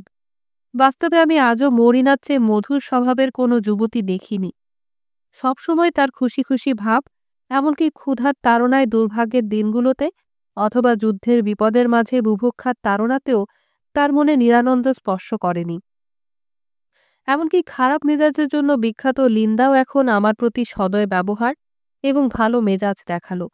আমার সাইকেলখানা সম্বন্ধে ওকে বললাম। ও হেসে বলল, দেখো, তুমি কি ভীষণ চতুর ছেলে। কত ছোটখাটো ব্যাপার নিয়ে তুমি আমাকে বকাঝকা করতে। তুমি তো তখন আমাকে কত গালমন্দই না করেছ। কিন্তু দেখো, আমাকে এখনও তোমার প্রয়োজন রয়েছে। তোমার জন্য আমিও ভালো কিছু করতে পারি। অবস্থাটা খতিয়ে দেখার জন্য সে থামতেই আমি বললাম, কিন্তু এখন আমি কি করব? একমাত্র তুমি আমাকে একটা পথ বাতলে দিতে পারো। সে বলল, দাঁড়াও দাঁড়াও, আমার সঙ্গিনীর সাথে একবারটি কথা বলে নি। প্যানিক সরণির সব চোরকেই ও চেনে জানে। লিন্দা চলে গেল এবং কিছুক্ষণের মধ্যেই 16 বছরের মা সেই স্বামী পরিত্যক্তাকে সাথে নিয়ে সে খোশ মেজাজে ফিরে এলো। সেই মেয়েটি প্যানিক সরণিতেই জন্মেছে এবং সেখানেই বেড়ে উঠেছে। তবু সে লুক্রোশিয়া বর্জিয়া 16 বছরের বন্ধু গিউলিয়া ফার্নেসিকে চেনে না। লা মন্তি জিওরদানো সম্বন্ধেও সে কিছু জানে না। এখানেই লুক্রেশিয়ার বুড়ো বাপ তার ভাইয়ের সঙ্গে যেত মেয়েটার কাজ জড়িয়ে ধরে একটু আদর সোহাগ জানাতে। আর আমার মনে হয় দলিল লেখক এবং ভ্যাটিকান লাইব্রেরির কর্মচারীর ওই কুটনি বউটা ফার্নেসি মেয়েটার সাথে সঙ্গমে রত হতে বুড়োকে সাহায্য করত। হায় ঈশ্বর, ও কি তবে আলবার্তো? শুধালো মেয়েটা। অবশেষে আমি আমার কাহিনী বললাম আমার সাইকেলখানা চুরি যাওয়ার ঘটনা। চোরদের উপর যতটা সম্ভব কম দোষারোপ করার চেষ্টা করলাম। দোষ দিলাম বর্তমান পরিস্থিতিকে। মেয়েটা যখন উচ্চারণ করল আলবার্তো, খুশিতে যেন একদম স্বর্গের দরজায় পৌঁছে গেছি অনুভব করলাম তখন। যা হোক, আমাকে এখনও জানতে হবে যে আলবার্তোর নামই পাপ্পা কিনা। ওর কাছে জানতে চাইলাম আলবার্তোর নাকনামটা কি। কিন্তু মেয়েটার মনে সন্দেহ দেখা দিল এবং বুঝতে পারল আসল নামটা বলে ফেলে সে একটা ভুল করে ফেলেছে। তাই নিজেকে ধাতস্থ করে সে বলল, ওহো না না, ও আলবার্তো হতে পারে না। যা হোক, কথাটা শোনো। স্ট্রেসি সময়কালে শোনো শব্দটা যেমন ভদ্রভাবে বলা হতো, তেমনি সুরে মেয়েটি এখন শব্দটা আওড়ালো। শোনো, সে আবার বলল, মনে হচ্ছে আমি তোমাকে সাহায্য করতে পারি, কিন্তু তোমাকে কিছু পয়সা খরচ করতে হবে। দেখা যাচ্ছে এই ১৬ বছর বয়সেই যে সব রকমের নষ্টামি শিখে ফেলেছে সে। এমনকি ভয় দেখিয়ে অর্থ আদায় করার কায়দাও সে শিখে গেছে। আসলে এই পয়সা চাইছে চুরির কাজটাকে চাপা দেওয়ার জন্য। আবার সে বলল, প্যানিক সরণিতে বহু লোককেই তো আমি চিনি, আমি এ বিষয়ে তাদের জিজ্ঞাসাবাদ করতে পারি, কিন্তু তোমাকে কি বিশ্বাস করা চলে? অবশ্য দেখে শুনে মনে হচ্ছে যে যাবে। মেয়েটির এই শান্ত ভাব, চৌকস কথাবার্তা, বন্ধুভাবাপন্ন হাসি ও ভদ্র আচরণ দেখে মনে হচ্ছে সে যেন অভিজাত কোনো ধনী রমণী, নিজের বসবার ঘরের চেয়ারে আসি না। লিন্দার দিকে ঘুরে সে বলল, এই কি তোমার পুরনো মনিব? তুমি যা খুশি বলে একে ডাকো না কেন? একে কি বিশ্বাস করা যেতে পারে? অধর যুগল একটা রেখায় নিবদ্ধ, চিবুক সামান্য উত্তোলিত। লিন্দা তৎক্ষণাৎ জবাব দিল, হ্যাঁ নিশ্চয়ই।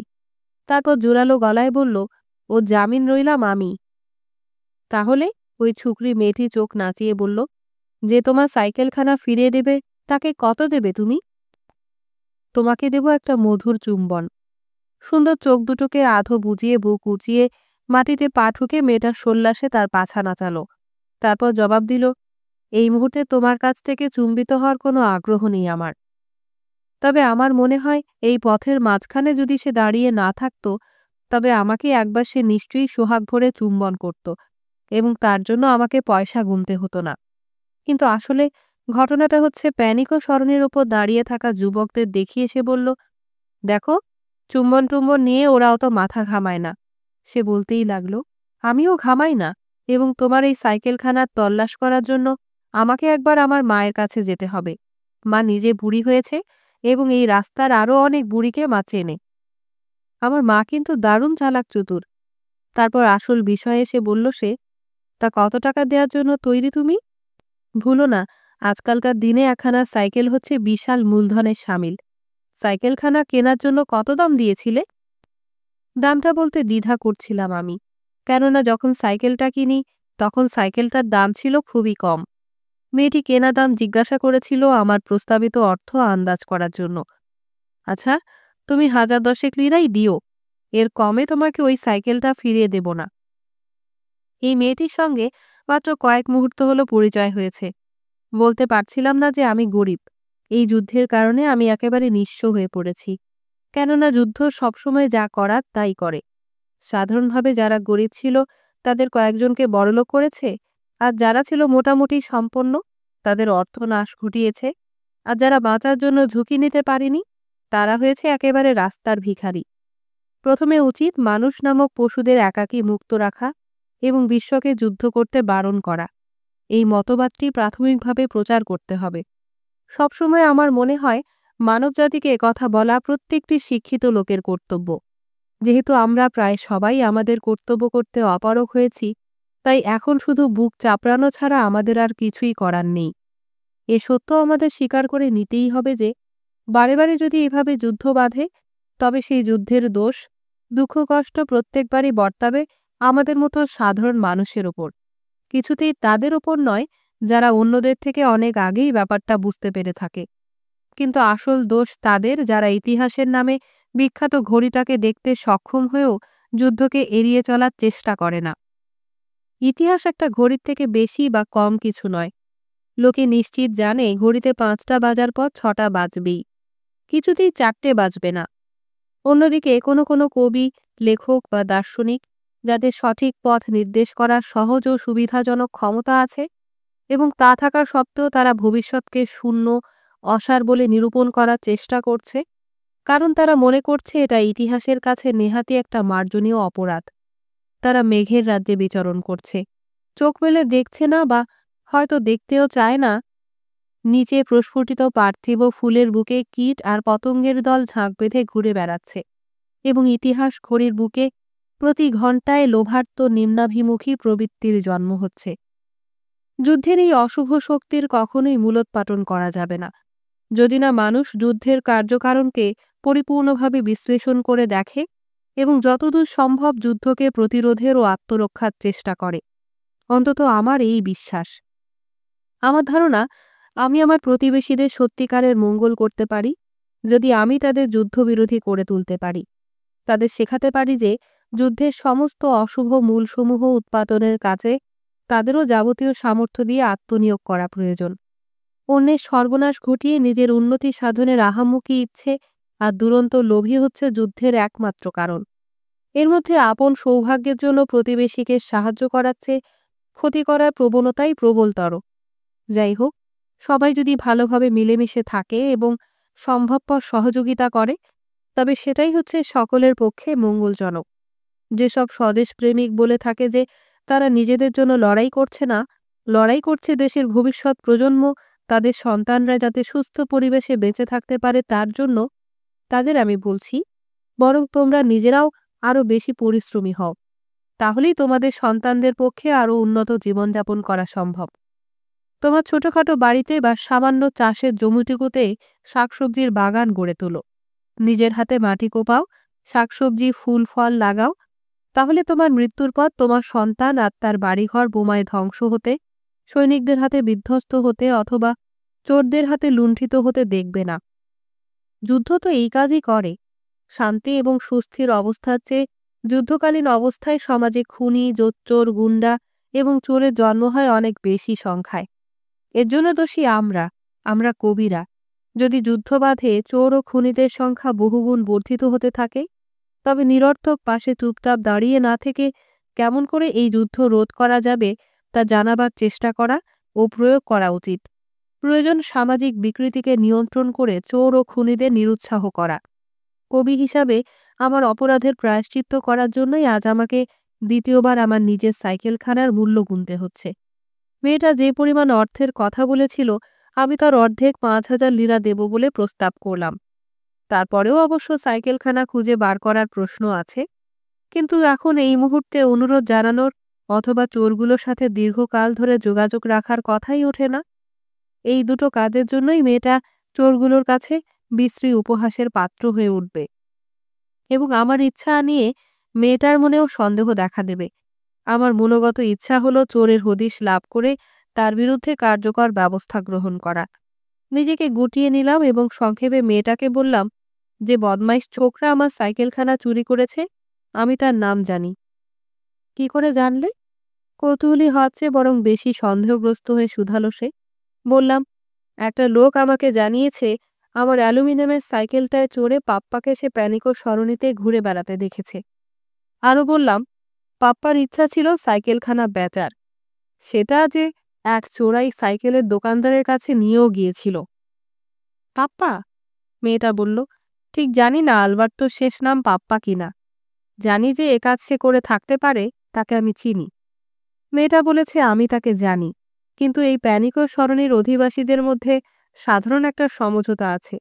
সেজন্যই মেয়েটা আমার কাছে এমন কোনো কথা বলেনি যার থেকে চুরি ও ডাকাতির অপরাধে এর মধ্যে বেশ কয়েকবার শাস্তিপ্রাপ্ত পাপ্পাকে সরাসরি বুঝতে পারা যায়। অস্পষ্ট ধোঁয়াটেভাবে বোঝা যায় এমন কথাই শুধু বলেছে সে। আসলে পাপ্পার আসল নামটা বার কয়েক আওড়াবার সময় তার চোখ মুখের ভাষা এবং লিন্দার দিকে তাকিয়ে তার চোখ টেপার বহর দেখেই আমি এসব বুঝতে পারলাম। ঠিক আছে, বলল মেয়েটা, শোনো, আমার মাকে আমি সব কথা বলবো, আর মা আলবার্তোকে ব্যাপারটা বোঝাতে চেষ্টা করবে। এভাবে সে আলবার্তোই যে পাপ্পা এটা আমাকে জানিয়ে দিল। তারপর শুধালো, কিন্তু ৫,০০০ লিরার কি হবে?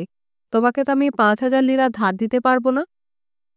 তুই বড় প্যাঁচালো, সঙ্গিনীর দিকে তাকিয়ে বাধা দিয়ে বলল লিন্দা। এমনভাবে সে কথা বলছে যেন কোনো শিক্ষিকা, ধমকাচ্ছে যেন তার ছাত্রীকে। লিন্দা ভুলে গেছে সেও একসময় ছিল অন্যের রক্ষিতা। অথবা এমনও হতে পারে আমেরিকানদের সঙ্গে ঢলাঢলি করে ভালো রোজগার করে লোভ দেখিয়ে লিন্দাই নিয়ে এসেছে মেয়েটাকে এ পথে। ১৬ বছরের মেয়েটা এখনও প্রেম করছে, কিন্তু লিন্দা আর পুরুষের সঙ্গে প্রেম করে না।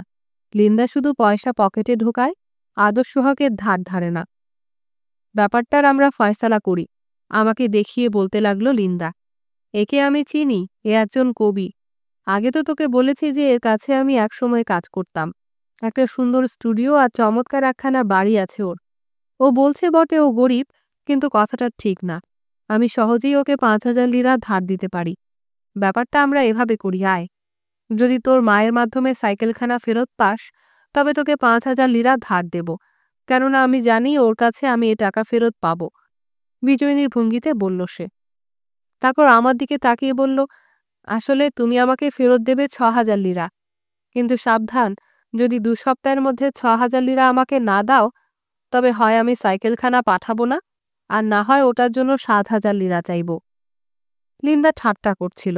নিখুঁতভাবে সবকিছু করার যোগ্যতা তার আছে, বিশেষ করে এই টাকা ধার দেওয়ার ব্যাপারটা, কেননা তার ছোট্ট মগজে ধনী হওয়ার একটা প্রবৃত্তি সবসময় রয়েছে।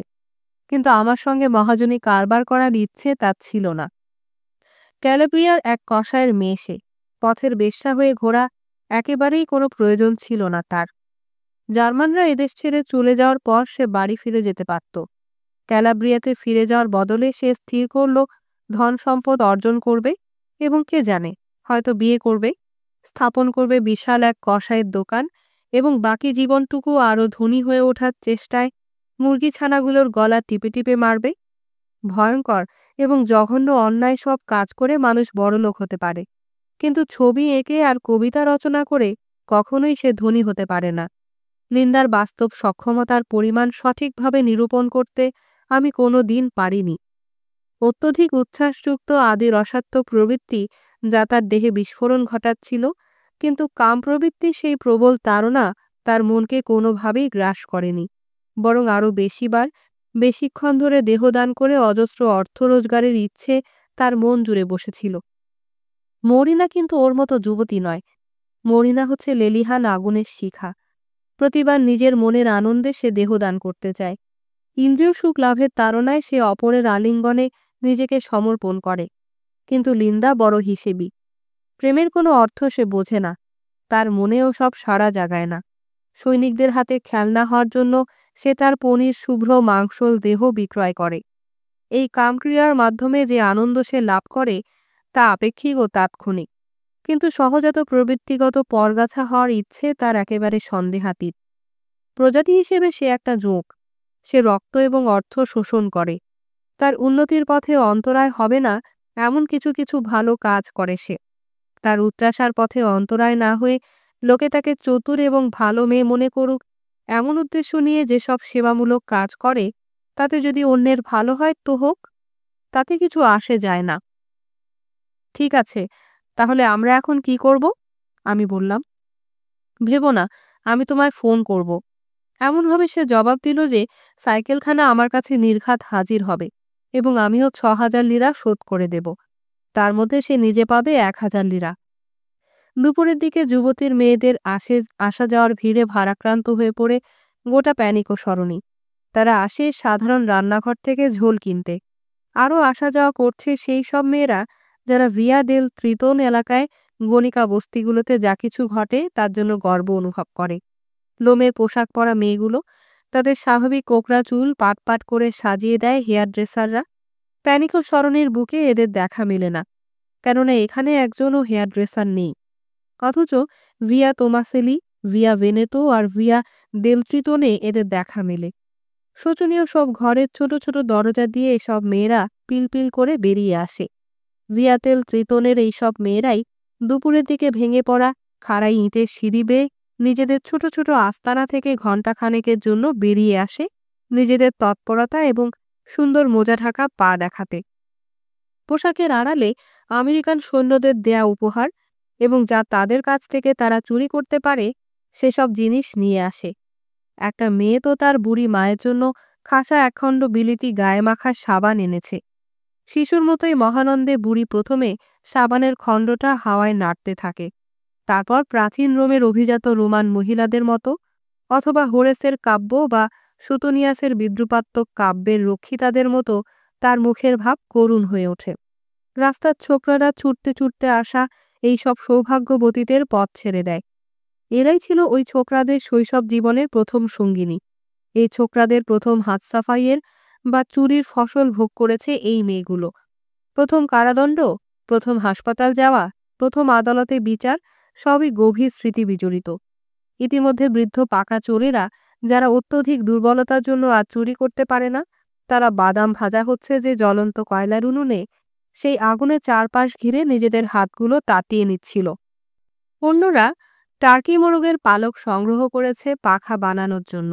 এই পালক বাজারে এখন দুর্লভ। প্যানিক ও সরণির বুকে এখন কালোবাজার খোলাখুলি জাঁকিয়ে বসেছে। যাই হোক, গরিবদের তো খেতে হবেই। আরও খাবার পাওয়ার জন্য তাদের ধূর্ততা ও ছলেরও কোনো শেষ নেই। প্যানিক ও সরণির শেষ দিকে পন্তি দেল এঞ্জিলোর মুখে মাটির নিচে নর্দমা, সেখানে মানুষের ত্যক্ত জল এসে জমে। আর এখানেই আছে একটা সেতু। শিষ্যদের ব্যবস্থাপনায় ভাস্কর বার্নিনির তৈরি স্বর্গীয় এক দেবতার পাথরের মূর্তি সেতুর মুখে বসানো হয়েছে। যখন নিচের নর্দমার ভিতর মলের স্তর ওপরে উঠতে থাকে, রেজিনা জেলখানার সহকারী পরিচালককে যখন টাইবার নদীর জলে ছুঁড়ে ফেলে দেয়া হয়, তখন যেমন ঘটেছিল, মলের স্তর এভাবে যখন সেতু স্পর্শ করে, তখন রোমের সব সাধু লোক আর প্রভাবশালী ধনীদের জন্য পুনরায় সবকিছু শেষ হয়ে যাবে, ক্রম পরিবর্তন ঘটবে। রোমের সুসংস্কৃত লোকেদের হিতার্থেই সবকিছু হবে। প্যানিক ও সরণির মানুষদের পক্ষে কূট তর্কাতর্কিতে আর কোনো কাজ হবে না। লিন্দার কাছ থেকে টেলিফোন পাওয়ার জন্য কয়েকটা দিন উদ্বিগ্ন হয়ে রইলাম। আমার মনে হয় একটা জিনিস হারিয়ে যাওয়ার আগে নিজের দখলে রাখার যে আনন্দ, তার চেয়ে সেই জিনিসটা হারিয়ে যাওয়ার পর খুঁজে পাওয়ার আনন্দ আরও বেশি। এ কদিন ছবি আঁকিয়েরা বিরক্তিকর কিছু লোক আর যাদের হাতে ভুল নম্বর ছিল, তারাই শুধু টেলিফোন করেছে। এর মধ্যে অন্য কথাও আমার মাথা ঘুরেছে, কিন্তু প্রতি মুহূর্তে আসার একটা ঝিলিকও দেখা দিচ্ছে। হারানো সাইকেলখানা হয়তো আবার আমি ফিরে পাব। শহরের আরও অনেক অধিবাসীর মতো আমারও অনেক ঝঞ্ঝাট রয়েছে, সেগুলোই এখন একে একে আবার সামনে এসে হাজির হচ্ছে। সবেমাত্র একটা ঝঞ্ঝাট থেকে মুক্তি পেতে চলেছি, ইতিমধ্যে আগুয়ান আরও দুটো ঝঞ্ঝাটের রূপরেখা আমাকে শঙ্কিত করে তুলেছে। দিনের পর দিন বুভুক্ষা বাড়ছে। এখনও বিশ্বাস করি যে আমার কাউন্ট উগেলিনোর দুর্ভাগ্যকে এড়িয়ে চলতে পারব, কিন্তু বুভুক্ষার রূপ অতি ভয়ঙ্কর। উঁচু দুই পাহাড়ের পাদদেশে অবস্থিত ধীরে ধীরে হিমজমাট এক উপত্যকার মতো চেহারা বুভুক্ষার। আর সেই পাহাড় দুটোর মাথায় মেঘ জমার আশঙ্কা। কালো কালো দুর্ভেদ্য মেঘ ফুঁড়ে ভয়ঙ্কর ভৌতিক বরফের সব চাঙ্গর গড়িয়ে আসছে। মাঝে মাঝে বিষণ্ণ রৌদ্রের ঝলক ছড়িয়ে পড়েছে খণ্ডগুলোর ওপর। আমার কাছে আমার মেয়ে লুসিয়ানেল্লার চোখ দুটো রৌদ্র ঝলকেরই মতো। এর মধ্যেই রাতের অন্ধকার নামছে উপত্যকার বুকে। যুদ্ধের আওতা থেকে পালিয়ে যাওয়ার আশা দিন দিন ক্ষীণ থেকে ক্ষীণতর হয়ে পড়ছে। মৃত্যু, দুর্দশা এবং বুভুক্ষার অশুভ উপস্থিতির ভাবী প্রতিরোধ বাড়াতে পারত, কিন্তু তা বাড়েনি, কারণ বুভুক্ষা হচ্ছে ধীরগামী হিম মৃত্যুর মতো। আমরা খুব অল্পই শুনতে পাই, হয়তো একেবারেই কিছু শুনি না। অঙ্গ প্রত্যঙ্গের উপস্থিতি খুব অল্পই অনুভব করি। এখন আমরা অসাড়, আমাদের খাওয়ার ইচ্ছে এখন স্তিমিত হয়ে আসছে। এখন মনে করাও কঠিন কাজ যে একসময় আমরা ঝলসানো ময়ূর খেতাম, পুরুষ্ট ওমলেটের স্বাদ পেতাম, অথবা খাওয়া শেষে পিঠে বা সর খেয়ে পুরকালের বীরদের মতো টকটকে লাল আঙ্গুরের মদ গলাৎকরণ করতাম। যেই খুব ক্ষুধার্ত হোক না কেন, সে এখন আর ক্ষুধার্ত বোধ করে না, ক্ষুধা অনুভব করে না। বুভুক্ষা নিজেই নিজেকে নাশ করেছে। আমরা এখনও সে অবস্থায় উপনীত হইনি, কিন্তু শীত আসন্ন এবং বুভুক্ষা, আরও বুভুক্ষা, উপবাস, বারবার উপবাস, মাসের পর মাস। এসব এমন ঘন ঘন আমাদের জীবনে ঘটছে যে আমাদের খাওয়ার চেতনা শিথিল হয়ে যাচ্ছে। বলছি, ঝলসানো ময়ূর, সিমুই দিয়ে রান্না করা ঝিনুকের মাংসের ওপর টাটকা লাল টমেটোর আচার ছড়ানো, খাসা সিমুইয়ের পায়েস, এসবের কথা বলছি, কিন্তু এসব যে ঠিক কী ধরনের বস্তু তার আমি এখন মনে করতে পারছি না। আমাদের মতো লোকেরা এমনকি স্বাদেরও স্মৃতি হারিয়ে ফেলেছে। যাই হোক, এসব সত্ত্বেও তৃতীয় দিনে আমার টেলিফোনটা বেজে উঠল। শুনতে পেলাম লিন্দার কণ্ঠস্বর। অনুভব করলাম আমার দেহে আবার যেন জীবন ফিরে এসেছে, যেন অভাবিতভাবে বিষণ্ণ এক জগৎ থেকে আমি বেরিয়ে আসছি। লিন্দা বলার জন্য টেলিফোন করেছিল চুক্তি অনুযায়ী পাপ্পা ৫,০০০ লিরা গ্রহণ করেছে এবং ফিরিয়ে দিয়েছে সাইকেলখানা। অল্প পরেই লিন্দার বান্ধবী এসে আমার স্টুডিওর দরজায় কড়া নাড়ল। মেয়েটা আমার সাইকেলখানা এনেছে। সাইকেলের হ্যান্ডেলে ঝুলানো একটা ছোট্ট রক্তগোলাপের তোড়া। তৎক্ষণাৎ ৬,০০০ লিরা শোধ না করার একটা তীব্র ইচ্ছে জাগল আমার মনে। বাস্তবে আমি দিলাম ৫,০০০ লিরা, এবং তার সঙ্গে উপহারস্বরূপ লিন্দার জন্য রূপোর একটা ছোট্ট আংটি। আমি জানতে চাইনি পাপা বিরোধিতা করেছিল কিনা, অথবা ক্ষতিপূরণের বা ভয় দেখিয়ে টাকা আদায়ের এই প্রস্তাবে সঙ্গে সঙ্গে রাজি হয়েছিল কিনা। সাইকেলখানা পুনরুদ্ধারের প্রতি এত গুরুত্ব দিয়েছিলাম বলে এখন আমার নিজের ওপর রাগ হচ্ছিল। কিন্তু আবার বলছি, হারানো বা চুরি যাওয়া জিনিস পুনরুদ্ধারের পর মনে গোপনে যে আনন্দ ছড়িয়ে পড়ে, তার চেয়ে বড় আনন্দ আর কিছুতে নেই। এই কাহিনী থেকে যদি কেউ সিদ্ধান্ত গ্রহণ করে যে স্বাভাবিক সময়েও আনন্দের বস্তু অন্বেষণ করতে হলে এটাই বেশি আনন্দের বলে প্রমাণিত হবে, তাহলে ভুল হবে না। কাউকে কারো কোনো মূল্যবান বস্তু চুরি করতে দাও, ঠাট্টা হিসেবে হলেও চুরি করুক, কিন্তু যার জিনিস ছিনতাই হয়েছে সে আমি যেভাবে আমার সাইকেলখানার খোঁজ করেছি তেমনি করে তার জিনিসটা খুঁজুক। স্বাভাবিক সময়ে খোঁজার এই আনন্দ তত গুরুত্বপূর্ণ না হলেও একেবারে অন্যরকম কিছু হবে না। যা হারিয়ে গেছে তা অন্বেষণের মধ্যেই জীবন বিধৃত। একবার, দুবার, তিনবারও এই আনন্দের স্বাদ লাভ করা যায়। আমি যেমন দুবার সাইকেল অন্বেষণে সফল হয়েছি, কিন্তু তৃতীয়বার আমি আর কিছুই খুঁজে পাব না। অস্তিত্বের সঙ্গে এই ঘটনার বাস্তবতা জড়িয়ে রয়েছে। এ যেন বাধার ভিতর দিয়ে বাধার টোপকে ছোটার প্রতিযোগিতা। পরিণাম শুধু নিখোঁজ হওয়া। ছোটার প্রতিযোগিতা শুরু হয়েছে যে মুহূর্তে শিশুটি মাতৃ জঠর ছেড়ে ভূমিষ্ঠ হয়েছে। যে আশ্রয় ছিল তা হারিয়ে যখন সে কাঁদতে শুরু করেছে, সেই তখন থেকে প্রতিযোগিতা চলছে। স্তন্যদুগ্ধপুষ্ট মুদ্রিত নয়ন শিশুটি মায়ের বুকে তার নাক ঘষে সুমধুর ঋজু কঠিন স্তনবৃন্তের সন্ধান করে। তারপর যখন তার স্তন্যদানের কাল শেষ হয়, তখন বাপের হাত ধরে সে প্রথম পদক্ষেপ করে। মৃত্যুর আগে পর্যন্ত বড় বেশি জিনিসের সন্ধান করতে হয়, কিন্তু আমি মৃত্যুর আগে একটি সদয় মুখের অনুসন্ধান করব। যদি আমি তা অবশেষে খুঁজে পাই, তবে নিশ্চয়ই তা হবে লুসিয়ানার মুখ, এবং আমার শেষ বিষণ্ণ দিনগুলোতে তা হবে এক আলোক শিখার মতো।